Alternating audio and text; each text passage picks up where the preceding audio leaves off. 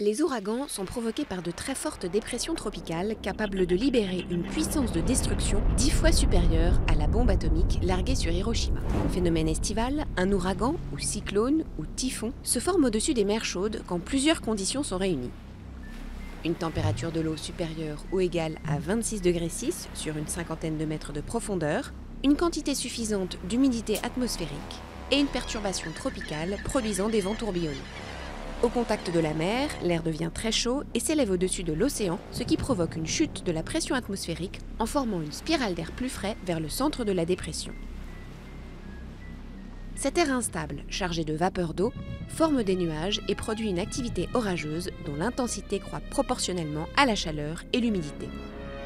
Se déplaçant à environ 30 km/h, généralement d'est en ouest, les perturbations tropicales, dont le diamètre varie de 300 mètres à 1000 km, peuvent durer une semaine et parcourir des milliers de kilomètres.